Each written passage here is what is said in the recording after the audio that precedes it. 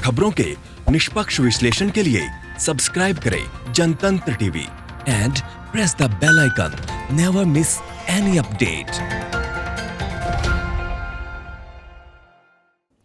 नमस्कार, मैं हूं आपके साथ दीपाली। आप देख रहे हैं खास कार्यक्रम। बात करते हैं, देश में कोरोना के आंकड़े डराने वाले हैं, लेकिन राहत की खबर यह है कि हमारा रिकवरी रेट लगातार बढ़ रहा है।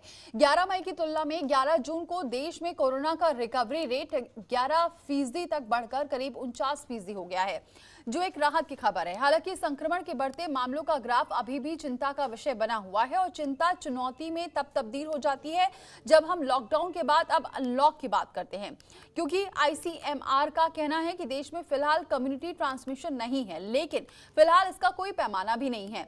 तो बढ़ते कोरोना के मामलों का क्या है ग्राफ? कई दिनों बाद आज स्वास्थ्य मंत्रालय के हेल्थ बुलेटिन में क्या रहा है खास और कैसे आपको रखना है खुद को प्रोटेक्ट, आज इसी विषय पर करेंगे चर्चा।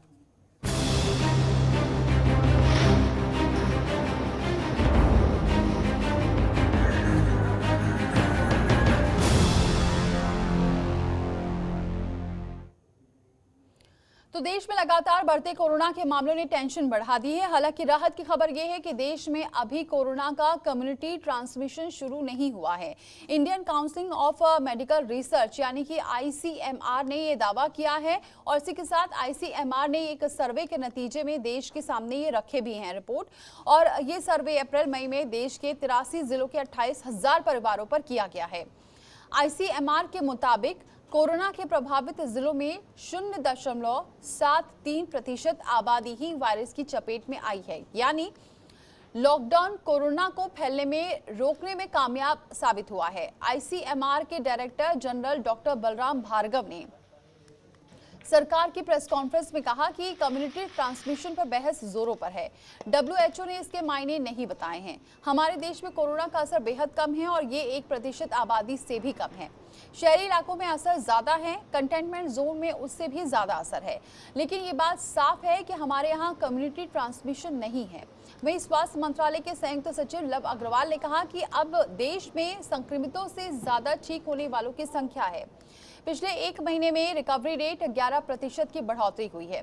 11 मई को ये 38.29% थी, आज ये 49.21% हो गई है। अब तक देश में 1,41,129 लोगों को ठीक करके घर भेजा जा चुका है। हालांकि इन परिस्थितियों में सरकार की भी जिम्मेदारी काफी अहम हो जाती है, क्योंकि टेस्टिंग, ट्रेसिंग, ट्रैकिंग, क्वारंटीन और कंटेनमेंट मेजर्स पर फोकस नहीं बढ़ा तो हालात बिगड़ सकते हैं।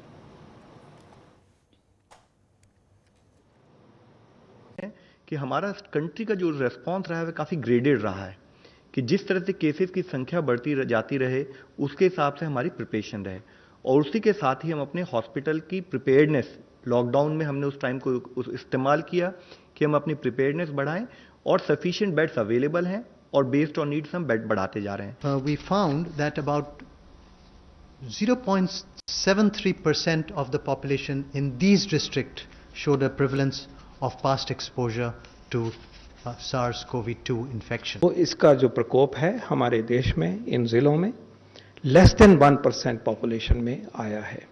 इतने बड़े देश में इतने लेवल पे इस पैंडेमिक को देश ने रखा, ये अपने आप में एक बहुत इंपॉर्टेंट अचीवमेंट है, इसमें कोई डाउट नहीं होना चाहिए। तो पहले लॉकडाउन था, अब अनलॉक है। जाहिर सी बात है कि चुनौतियां बढ़ चुकी हैं और ऐसे में आपको इसका सामना करना है। क्या वो डाइट हो सकती है जिसे आप फॉलो कर सकते हैं? इम्यूनिटी बढ़ाने के लिए आप क्या कर सकते हैं? हालांकि बहुत दिनों से चला आ रहा है कि आप कैसे अपने इम्यूनिटी को बढ़ाएं, लेकिन चूंकि अब अनलॉक हो चुका है और लोग थोड़े लापरवाह नजर आ रहे हैं।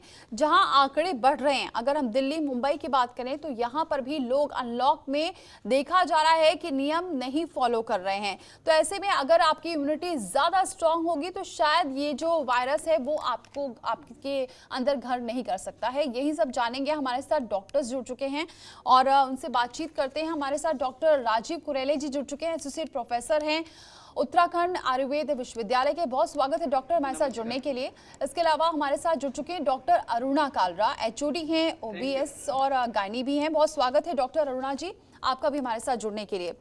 डॉक्टर राजीव, सबसे पहले आपसे ये सवाल, क्योंकि अभी बहुत सारी बातें आ रही हैं, आईसीएमआर की गाइडलाइन और जो बातें प्रेस कॉन्फ्रेंस आ गई वो अच्छी बात है, लेकिन सवाल ये है कि जिस तरीके से अगर हम दिल्ली की बात करें, मुंबई की बात करें, मुंबई में कहा जा रहा है अभी हालात नहीं सुधरे तो फिर से लॉकडाउन करने की जरूरत पड़ेगी, दिल्ली में कहा जा रहा है आंकड़े लगातार बढ़ रहे हैं, तो ऐसे में लोग समझ ही नहीं पा रहे हैं कि हो क्या रहा है, कैसे वो पॉजिटिव हो रहे हैं।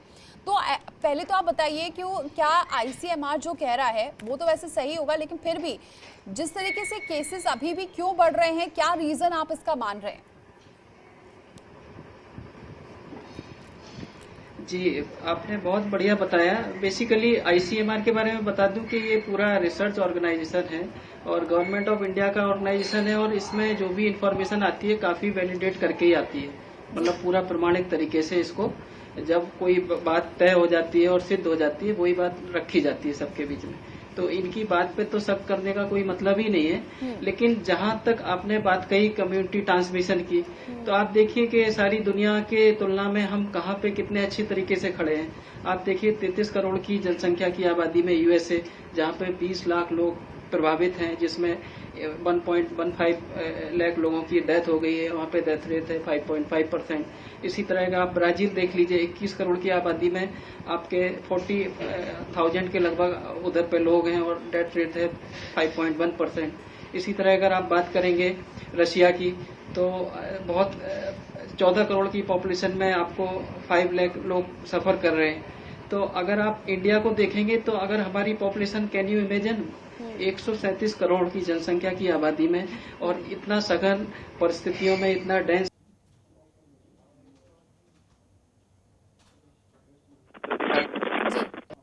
भारतीय जीवन दर्शन को, अपने खान पान को, अपने आचार विचार को और अपने जो वासुदेव कुटुंबकम की परंपरा है उसको हमने सिद्ध किया है। और भारत सरकार ने बहुत ही बेहतरीन तरीके से इस विपरीत परिस्थितियों में अपने आप को सारी दुनिया के सामने साबित किया है। इसके लिए सारा डिपार्टमेंट, सरकार, सारे कोरोना वॉरियर, हमारा सारा मीडिया सब बधाई के पात्र हैं और एक टीम वर्क है जो जिसके परिणाम सामने हमें दिख रहे हैं।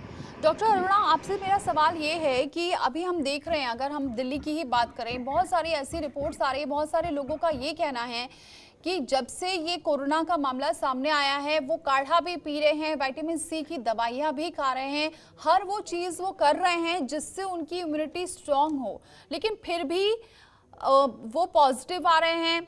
कई ऐसे हैं जिनको बिल्कुल वो जो असिम्टोमेटिक हैं, ऐसे भी मरीज देखने को मिल रहे हैं, और गर्मी भी उतनी बढ़ रही है और ऐसे टाइम पे ये सारी चीज़, गर्म चीज़ें वो खा रहे हैं, फिर भी वो पॉजिटिव हो रहे हैं। तो क्या और करें, क्योंकि लोगों में बहुत अब चिंता और बढ़ रही है जैसे जैसे आंकड़े बढ़ रहे हैं।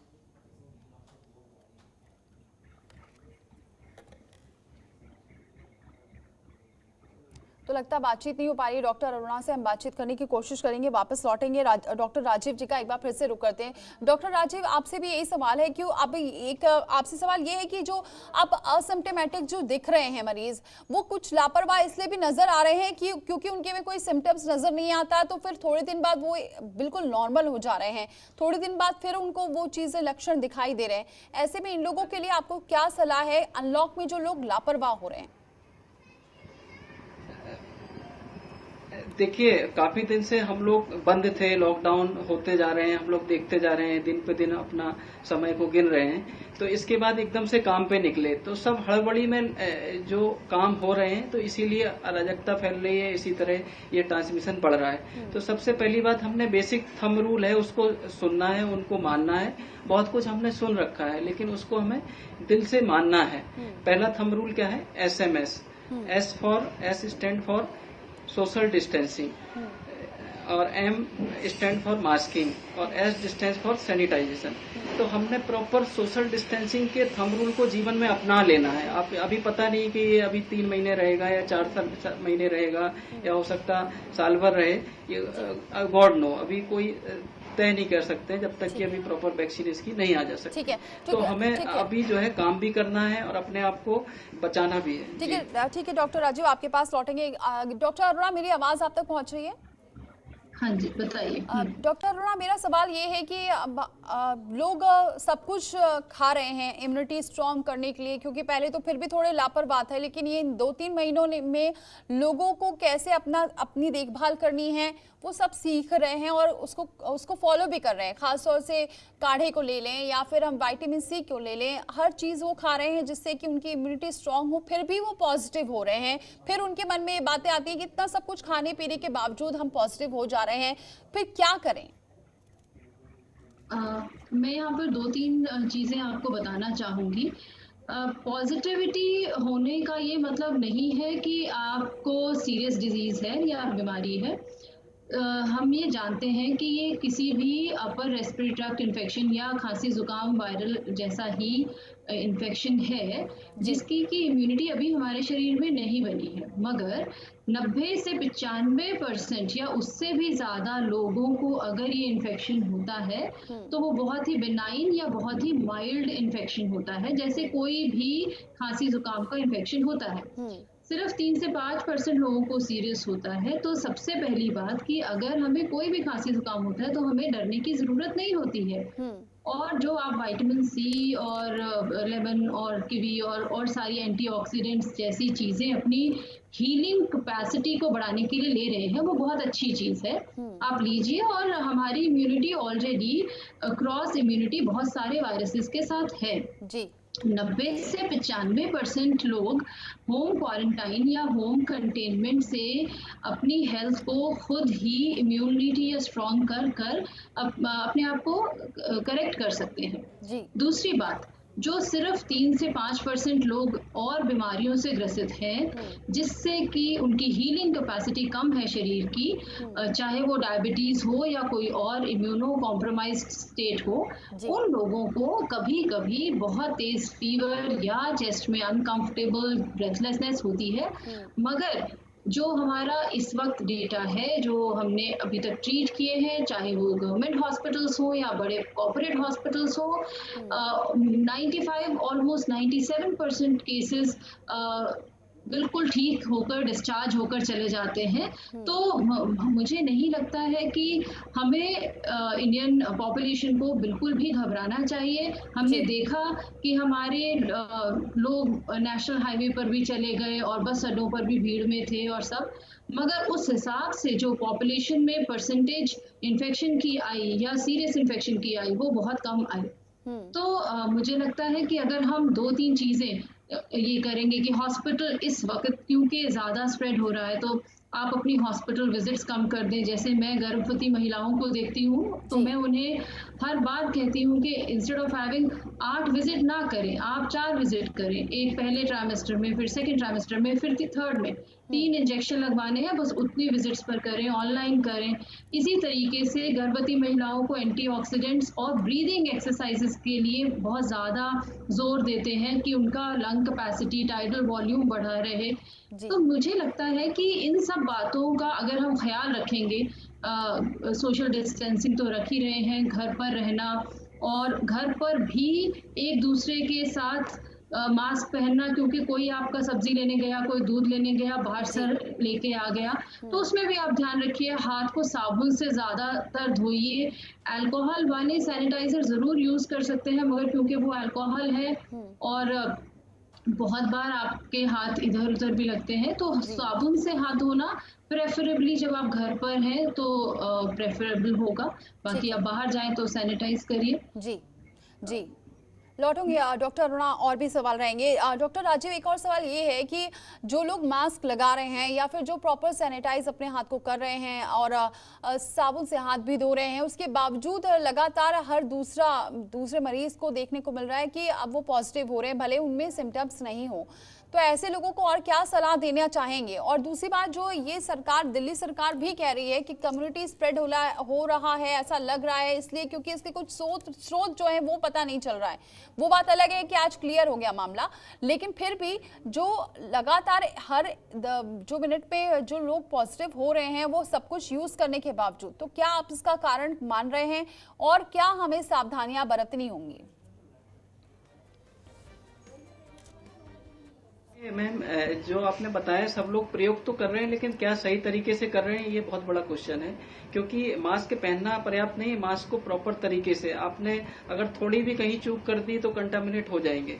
ऐसे ही आपने ग्लव्स अगर प्रॉपर पहने हैं तो प्रॉपर क्या उसको डिस्पोज ऑफ किया है, क्या आपने घर में बाहर जाने के बाद कपड़े चेंज करने का जो तरीका है वो प्रॉपर अगर आप सही तरीके से नहीं करेंगे तो छोटी सी भी चूक भी सावधानी हटी और दुर्घटना घटी। तो हमें जो है प्रॉपर तरीके से, इसके लिए हमारे भारत सरकार के कुछ ऐप हैं, जैसे कि आई गॉट में करके आप ऐप डाउनलोड कर सकते हैं, और आपका दीक्षा ऐप है, इसी तरह आयुष संजीवनी है, इसमें जो है आयुष मंत्रालय का ऐप है जिसमें क्या खाना चाहिए, क्या पीना चाहिए, क्या योग और आसन करने चाहिए, ये सारी बातें हैं। लेकिन फिर भी मेरा ये मानना है कि जो शरीर की इम्यूनिटी अगर अच्छी होगी तो किसी भी बीमारी से हम बचे रहेंगे। ये मात्र कोरोना के लिए नहीं है बल्कि सारी चीजों के लिए। हमारे महर्षि चरक रहे हैं जिन्होंने आयुर्वेद के बारे में काफी कहा है और काफी उनको माना जाता है। उन्होंने कहा सर्वमन्यम परित्याज्यम शरीरम अनपालयेत सर्वभावे ही भावानाम सर्वभावानाम शरीरनाम। मतलब ये है कि सब बातों को छोड़ के पहले शरीर की चिंता करो। आज हम जानते तो हैं कि हमें मास्क लगाना चाहिए, हमें ग्लव्स पहनने चाहिए, हमें बाहर जाने समय कैसी गाउनिंग करनी है, कैसे हमें सैनिटाइजेशन करना है, लेकिन हम उसको दिल से अडॉप्ट नहीं करते हैं। हमने क्या करते हैं, मास्क लगा लिया लेकिन हमारे नाक पे न लग के खाली चिन पे लगा हुआ है। ठीक है, अगर हमने ग्लव्स है तो वो अगर एक बार पहन लिया तो उसको 10 दिन तक पहने। मतलब ये बहुत ही बड़ा हाइजीन का विषय है, और इसमें जो है आपने निरंतर हर 20 मिनट पे 25 मिनट पे आप कुछ नहीं हाथ धोते रहिए। इसके लिए बहुत बड़ा पैसा नहीं लगना। अगर आपके पास मास्क नहीं है, आप धुला हुआ कपड़ा है, उसका गमछा है, कोई भी रुमाल है, सूती कपड़ा है, उसको आप मास्क बना लीजिए या उसको लपेट के चलिए। है, महिलाएं जो है दुपट्टा उसको लगा सकती हैं। इसी तरह जो है, क्योंकि ये कंटामिनेशन जो भी है हमारे हैंड के थ्रू जाएगा, नोज के थ्रू जाएगा, तो इसके लिए बहुत बढ़िया आयुर्वेद में कुछ बताए हैं प्रिवेंटिव मेजर। जैसे कि नाक में तेल लगाने के लिए नश्य बताया, उसमें क्या करते हैं, 2 तरह के तेल आते हैं। अणु तेल एक आयुर्वेदिक किसी भी दुकान पे मिल जाएगा आपको, एक षडबिंदु तेल। तो कोई भी जो तेल मिले, अगर कुछ नहीं है तो घर में तिल का तेल होता है, नारियल का तेल होता है, सरसों का तेल होता है। तो आपने नहाने के बाद जब भी आप फ्रेश होते हैं तो मुंह धोने के बाद आप उसको फिंगर से लेके ऐसे नाक में, तो इसको प्रतिमर्श नस्य कहते हैं, इसको डेली ले सकते हैं। तो इससे क्या है कि नोजल जो मेम्ब्रेन है, म्यूकोजल मेम्ब्रेन है, ये हमारा प्रोटेक्शन देती है किसी भी बाहर के इन्फेक्शन से। तो मात्र कोरोना ही नहीं बल्कि बहुत सारी बीमारियां, जैसे कि सर्दी है, जुकाम है, बार बार एलर्जिक रेनाइटिस हो जाती है, पॉल्यूशन की बीमारियां हो जाती हैं, तो इनसे आप बिना कुछ करे बच सकते हैं, और बहुत ही सिंपल तरीका है। इसी तरह हमारे आयुष मंत्रालय ने बताया कि आप गोल्डन मिल्क पीजिए। गोल्डन मिल्क कुछ नहीं है, एक पुराना सदियों से दादी माँ का नुस्खा चला आ रहा है कि हल्दी, आपने देखा होगा जब चोट लगती थी तो हल्दी का दूध पिलाते हैं। तो इसमें वजह क्या है कि इसमें प्लांट स्टेरॉइड होते हैं, हीलिंग करने की पावर होती है। तो आप हल्दी को और दूध को खूब प्रयोग करिए। दूध को हमारे यहाँ कहा गया पत्त, मतलब इससे बढ़िया कोई डाइट नहीं है। आज आप हमारी डाइट देखें, यही तो बिगड़ गया, तभी तो हमारी इम्यूनिटी गड़बड़ है। आप देखें, व्याधि शमित को कहते हैं, व्याधि माने डिजीज, डिस माने बिना, और ईज माने रहत। आराम से जब रहत हो जाए तो वो डिजीज हो जाती है, और क्षमित माने माफ करना, रेजिस्टेंस हो जाना। तो बीमारी के लिए रेजिस्टेंस करने के लिए आयुर्वेद में बहुत ही अच्छा तरीका बताया गया है, उसको कहते हैं रसायन। रस कहते हैं पुष्टि को, न्यूट्रिशन को, आयन कहते हैं मार्ग को या उसका पथ, किस रास्ते से हमें पुष्टि मिलेगी। तो आयुर्वेद में 2 तरह के रसायन बताए गए हैं, नैमित्तिक रसायन और आपका, ठीक है, आगे और बात करेंगे डॉक्टर राजीव, इस बात को और आगे बढ़ाएंगे। थोड़ा मैं डॉक्टर अरुणा जी से भी बात कर लेती हूँ। डॉक्टर अरुणा, जिस तरीके से सर ने बोला कि हल्दी वाला दूध, ये तो शुरू से ही बात आ रही है कि, लेकिन क्योंकि आप एक गायनी भी हैं तो आप जानती होंगी बहुत अच्छे से, आपको पता है कि कई बार ऐसा होता है, क्योंकि आप बोल रहे हैं कई यहाँ पर आपके पास गर्भवती महिलाएं भी आती हैं, और कई महिलाओं को ये भी कहा जाता है कि गर्म चीज़ें नहीं खानी चाहिए, और ऐसे टाइम पे हम देख रहे हैं सब सारी चीज़ें गर्म हैं। जो हम ज़्यादातर ठंड में यूज़ करते हैं वो इस वक्त हम इतनी गर्मी में भी यूज़ करने के लिए, ख़ास तौर से महिलाओं के लिए। तो ऐसे में आप सजेशन देना चाहेंगी इसको देखते हुए कि गर्म चीज़, आपको इम्यूनिटी भी बढ़ानी है, गर्म चीज़ भी नहीं खानी है, और सारी चीज़ों को मैनेज भी करना है? ओके, मैं ये कहना चाहूँगी कि हम लोग अपने एलोपैथ में गर्म और ठंडे का ऐसा कुछ विचार नहीं करते हैं। हर एक चीज़ की न्यूट्रिशियस वैल्यू देखी जाती है। उसके हिसाब से अगर मैं कहूँ तो गर्भवती महिलाएं बहुत एंटीऑक्सीडेंट्स वाले फ्रूट्स, वेजिटेबल्स, प्रोटीन और ड्राई फ्रूट्स वो भिगोकर खाएं। तो मुझे लगता है कि इसमें ऐसा कोई भी फ्रूट नहीं है, कोई भी वेजिटेबल नहीं है जो मैं मना करूंगी। मॉडरेट अमाउंट में दे कैन हैव एवरीथिंग, सब कुछ खाया जा सकता है प्रेगनेंसी में, और फ्रीक्वेंटली खाना है, हर 2-2 घंटे बाद खाना है। हाई ग्लाइसीमिक इंडेक्स वाले फूड जो होते हैं, जिसको कि कहें ब्रेड है, बेकरी प्रोडक्ट्स हैं, वो ना खाकर बहुत अच्छे फल जिसमें कि वाटर ज़्यादा है, हाइड्रेशन है, वो खाएं। पहली बात। दूसरी बात, पावर पैक्ड वाटर या लिक्विड डाइट लें, जिसमें आपकी लस्सी है, मीठी, नमकीन, स्मूदीज बना लें फ्रूट्स और दही डालकर, शेक्स बना लें, सूप्स बना लें और नींबू पानी बनाएं।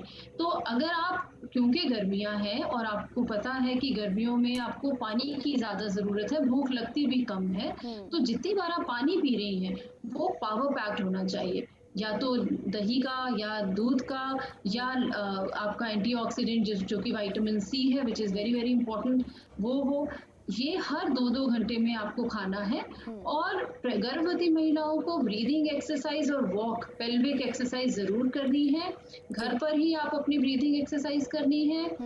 अपना जो इम्पोर्टेंट इम्यूनाइजेशन है वो नहीं भूलना है। फ्लू का वैक्सीन सबको लगवाना है, इन्फ्लुएंजा का, और दूसरा एक टेटनस डिप्थीरिया, और तीसरा जो ट्रिपल वैक्सीन है, टेटनस डिप्थीरिया पर्ट्यूसिस। ये वैक्सीन आपको नहीं भूलने हैं। 2 अल्ट्रासाउंड जो एक लेवल 1 होता है 3रे महीने का और लेवल 2 होता है 5वें महीने का, ये आपने जरूर करना है।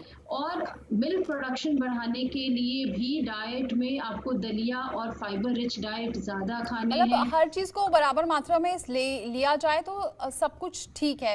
आखिरी सवाल जल्दी से डॉक्टर राजीव से ले लेती हूँ। डॉक्टर राजीव, आप बता रहे थे आयुर्वेद में बहुत सारी चीजें, अभी क्या कोई ऐसी दवाई भी है जिसको लेकर लोग थोड़ा सा अपने इम्यून को अच्छा कर सकते हैं, और क्या आप कहेंगे कि जिससे कि लोगों को इससे फायदा हो?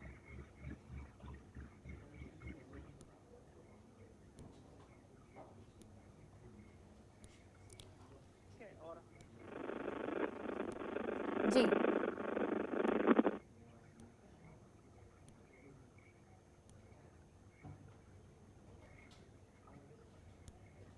जैसे रसायन कुछ ऐसे हैं जो गर्म नहीं होते, इन्हें ले सकते हैं, जैसे कि गिलोय, एक्टिनोस्पोरा कॉर्डिफोलिया है, और ये बहुत ही ज्यादा पॉपुलर है और सारी रिसर्च एजेंसियों ने इसको सर्टिफाई करा है, इंस्टीट्यूट ने सर्टिफाई करा है।